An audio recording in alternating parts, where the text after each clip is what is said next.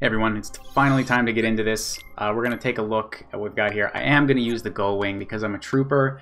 Ryukyu's got some crap items that don't matter. We didn't have any gear or accessories equipped. Here's a look at my items. I put on a Horizontal Slash for the core, Vicinity Break because I need the AP, Aerial Spiral is amazing. We're not going to use Trinity. I don't want my combo pluses, but we definitely want Combo Master. Aerial Recovery doesn't matter because we won't get hit. Summon Boost just because. And I give it a couple more looks because I kind of wanted Aerial Finish. I could have traded Summon Boost for Aerial Finish, but meh, it didn't end up mattering. So we'll get out of this in a second. Okay, I did turn off Summon Boost for MP Haste Draw. Yeah, actually I do want that. I should have taken MP Haste somehow too, but I also want Flash Step.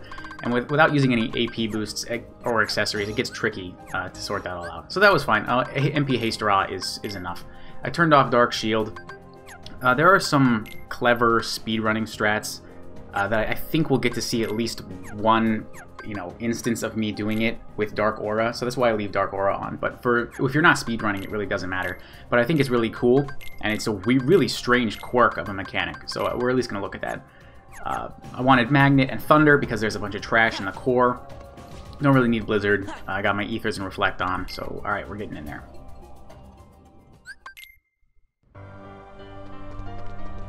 In this part, pretty easy. Just make sure you mash triangle, especially on this second part. You can see that one coming. I don't know what it is, why you're slicing through buildings here. It's like, it's got to be symbolic of something, but I don't really know what it is. So, yeah, something about civilization and against nothingness. I really don't know. Really don't know. That's beyond me. So that one you need to mash triangle. That one comes out quick. And you have a really small window to react to that. And this is just, you could close your eyes and press triangle through this part. But it is really cool to watch.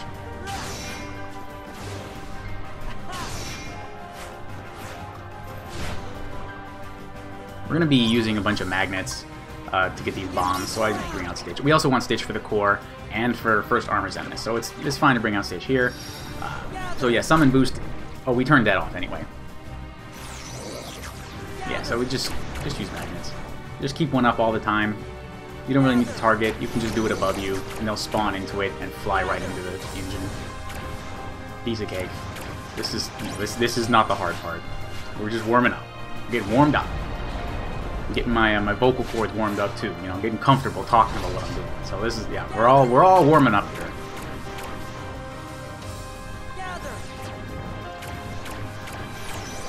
Yeah, boring, boring, boring. Bagditting, blah blah blah.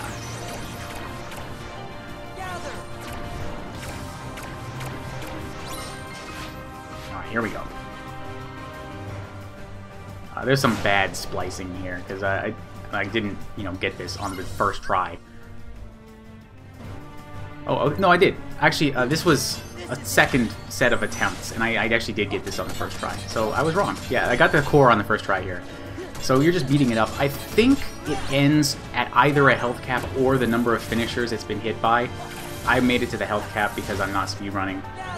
But when they speedrun, they throw out a bunch of magnets and finishers and stuff to clear out the nobodies as fast as possible, and then nuke it down after the 2 waves of nobodies.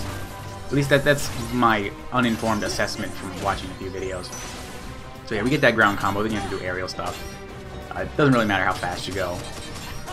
We're gonna hit the health barrier again. I think. I'm not totally sure how this works. I just know that I hit it with my weapon until it stops getting hit. Okay, when you see... that ticker is very helpful. So I used the magnet to stall myself in the air and also pick up the nobodies. So I was able to dodge the claw, and then I just hide on the left side to dodge the second claw. The claws are actually really predictable. They always do it in 2s in that order, and it's always telegraphed by the ticker. So you should never get hit by that. We're just stitching these things down. There's a really strange glitch. I think we got to see it in my Karen Remembrance video, or some sort of video, where Stitch... Oh, we get to see it right here. You can't hit him sometimes after Stitch parries him. What is that? What the hell is going on right there? I cannot explain that at all. It's so weird. But eventually I managed to hit him. I don't know what changed. I sort of did the same thing every time. I guess Magnet was out the last time. I really don't know. Really don't know about that. Okay, so the second wave is down, and there's no more. You just have to nuke it and watch out for the claws.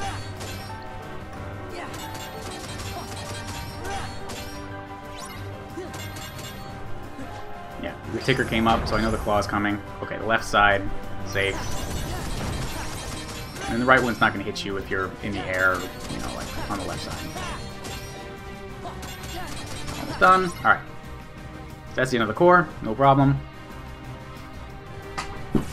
Stupid chair keeps lowering itself. Okay, this one is spliced. But actually, that still look pretty good. I can't hear it, but the sound is probably off. So we're going to get up in this guy's face real quick, throw out a guard break. The spears come down, reflect that, finish it off with the 2 follow-ups. And then the swipe lines up with the spear thingy, so you reflect both at the same time and we start hitting him again. He almost always brings out Axel's chakrams there. So you reflect the chakrams twice, then do a single reflect on the shield twice. You can go back and watch that. It's hard to follow. If he brings out Demyx's little water dudes instead, there's nothing to worry about at all. And so he brought out the spears again. We're doing single reflects on the shield and reflecting the bottom thing. And also, I thought I was dead there. But right there I learned that you can parry his big swipe with explosion. And I actually used that in Armor's Enemies 2. So that was a cool thing I learned there. But yeah, picking up reflect damage by using 1 reflect while his shield is up is really good. And that fight is almost entirely scripted. Like, there's almost nothing reactionary about that. Just checking whether he brings out Axel's chakrams, which he almost always does, so you should plan for it anyway.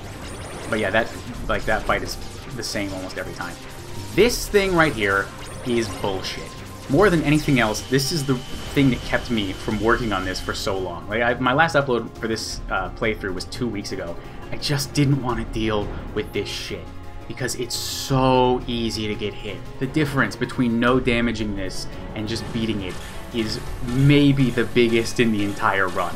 It's so stupid. And we'll see that in a second. So you gotta keep knocking these bombs into the engine. Keep absorbing the lasers. I'm going to use my Mega Laser on the second engine. And, you know, you might think to go slow, but I think that going fast means you have less time to fuck up and get hit. So I do try to do this kind of fast. And so I'm saving my Mega Laser for the second big engine, so we can just get through that really quickly. Yep, that's gone. He's going to do his lasers again. Also, fun fact, and, you know, you should guess this, that there are 13 laser beams when he does this. I count it by the sound, because it's not really synced up with the graphic of the laser. But yeah, you hear the sound 13 times, and then you know it's done. So that's cool. It's always 13. And then you pick up some charge at the end there, knock the bombs in, and throw out the laser. I should have started with the laser and then charged, like, at the end to have a little head start on this next phase, but whatever. So this is the part where it's bullshit. He's going to do the 13 lasers and immediately follow it up with this huge missile swarm that like covers the entire screen. Your circle shield does not protect you. So you have to parry these things with a finisher. And watch what happens here. I just keep doing the finisher over and over again. If you get to the finisher and then press square X, square X, square X, you'll just keep doing the finisher. Somehow, weaving in that laser makes the game forget that you did a finisher and you just keep doing finishers. Or, you know, if you do it after a regular attack, you'll keep doing the regular attack. So it's a really weird little quirk mechanic. We're actually going to see that again later. And I know the lasers are coming out again halfway through this one, so I was ready for those. I gotta kill these bombs fast though, because they will blow up on you, and you do not want that. But you also have to keep dodging the lasers and absorb the smaller lasers. It's just an absolute nightmare. He was about to do the 13 lasers again. I finished that just in time. So he's gonna send out more bombs. And there's really no, like, I tried this a bunch of times, and there was no consistent way just to dodge them. So the best thing I found was to just spam finishers and move across the screen diagonally. And that, you know, increases your odds of parrying the missiles, but it's still not great. I don't think there's a good guaranteed no damage through those missiles. Now, I've watched a bunch of speedruns of this, and to like figure out what to do on the other phases, and I don't think I saw a single person not get hit by those missiles. They're just such bullshit. And, you know, they don't want to die. If there was a way to not get hit by those missiles consistently, they would do it, but there isn't one. And so we lasered at the end there to finish him off. Thank fucking God. That took me a long time. Alright, it's time for the second armor Xemnas. I actually die on this attempt, like, right at the beginning, but I just wanted you to see something. So we're going to reflect this swipe, get in his face, guard break, explosion. Now watch this. I did a dark aura, and it did the exact same quirky thing as the laser when we were flying around. It tricked the game into thinking I was still in finisher mode, and it let me do a guard break immediately after that explosion. And so that's... I didn't do it in the successful attempt. I messed it up here. So Riku healed himself instead of doing dark aura. But yeah, I just want to show that off. That's a really interesting mechanic. And you just saw I parried his swipe with explosion again. We're doing single reflex on his shield. This one's arguably easier than the first armor because he doesn't have all his weapons flying. Thank goodness that doesn't do any damage, or I'd be really upset. So we're looking for a stationary building, dodge the moving buildings. You are on a timer, see his lasers are coming out of me. But we found one, no problem. I did this maybe 10 times, and I never got hit by those lasers. So you do have plenty of time. And if you glide quick enough, I think if you glide quick enough, he won't shoot the 3 lasers where you have to fall. Sometimes he does it. I'm not sure if it's random or if I wasn't going fast enough. I don't know. Just watch out for that when you're getting close to Xemnas again. So yeah, we're just taking it pretty slow, doing combos, reflecting his swipes, 2 single reflects on his shield, a bunch of free damage. We hit his health cap again. Okay, so that one is guaranteed. And there's 3 of them, so after the 3rd one, just air dodge, start gliding.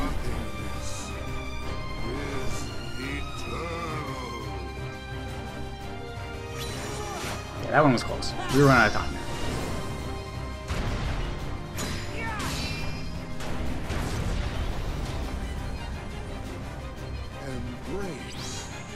Yeah, I didn't get there fast enough that time. Or it's random. I honestly don't know.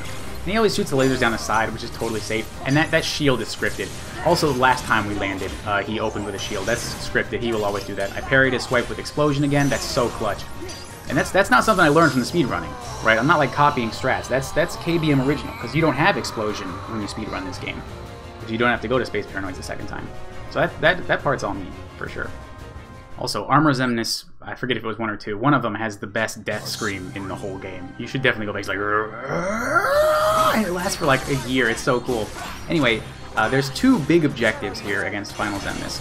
The first is to get him to a certain health level, and then we are going to nuke him with Limit Form, which is going to push him into that bullet spam phase.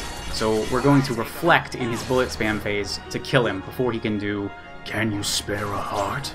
So that forces you to take damage. So yes, the big idea is don't let him do "Can you spare a heart?" And so we're going to work towards that end. What you just saw after the session, you wait for him to teleport like near you, and then as soon as one of them, stand in between them, and as soon as one of them disappears, slide dash into the one that stays. It's a really tight window, but like I fucked it up like 10 times, but then once you get it once, you'll pretty much get it forever. The trouble with this second session is that you can push him out of bounds, and you can't hit him anymore. So if you do that, just, wait, the limit gauge will run out, you can stall it if you need to, and wait for him to come back in, and keep going with the limit. We're just trying to put damage on him now. Put damage on him quickly. Eliminate risk by using the limit. We could have done another one, but I think it would have pushed him too far. See, one disappeared, and slide dash into the other one. You really do need to stand right in between them, though.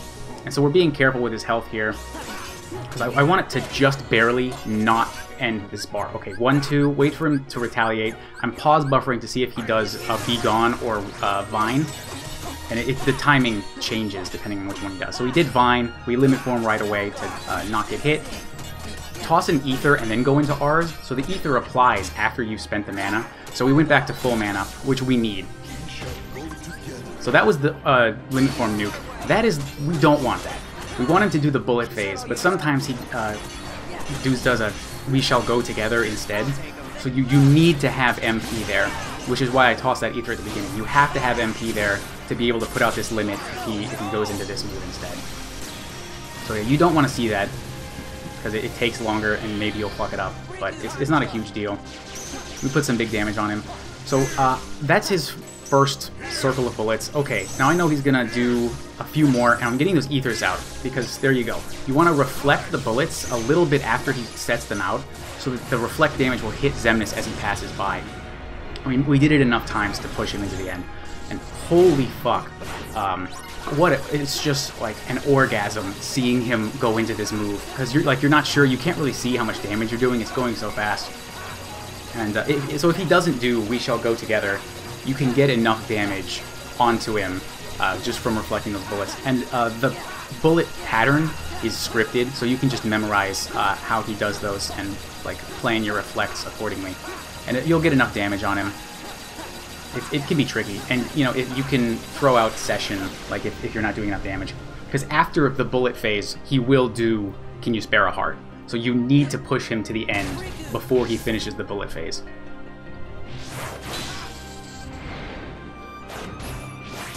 Phew! What a fight! I was actually up all night. Like I was up till 6 in the morning working on this. Finally fucking got it. It's actually reminiscent of the very first time I beat the level 1 challenge. It was the same thing, because I didn't know shit about the game and I wasn't a very good player at the time, and I was up all night just trying to beat this, not trying to no damage it, but just beat it at level 1, and it felt nice. It was a real spiritual successor to my original beating of this game, to be up all night trying to no damage this fight. It felt good. It felt really good. And it is really skill-based. That's what I like about this fight, is the Blizzard Snipe finish, of course. The fight is kind of broken because you can't reliably use the reaction command on Vine when he throws you up in the air. If you're on the ground and he does Vine, you can dodge roll RC, and that will always work. That's completely safe. But you can't rely on just the RC against Vine. We did it. Yes, we sure as hell did do it, Sora. So yeah, it is still a skill-based fight, even though there are, like, Vine is kind of broken. It's just coming to me now. Earlier on in the fight, the reason I don't, like, use Explosion is he can retaliate with an instant Vine. And, like, after I do 2 guard break combos in a row and go right into Session instead of, like, using Explosion. And that's because even after that second guard break, he can instantly do a Vine. I don't think he did it in this fight, but he did it enough times that I had to learn to adapt to it. Yeah, I was watching the speedrun, and they didn't account for that. Like, Biscuit's strategy assumed that he wouldn't do Vine after that second guard break, but I didn't like dealing with that because, like, I don't want to get hit or anything. And I wanted a 100% consistent strategy, so I went right into the Session after the second guard break. Yeah, I talked about going out of bounds. We saw the limit form. I explained the ether. Yeah, I think that's it. That is it. That's the end of the main game. There is actually one more video I'm going to do in this series, and that hopefully I can get that ready tomorrow, but I don't know. That'll be out eventually. There is one more in my Guide to No Damage series. So there you go. Thank you so much for watching.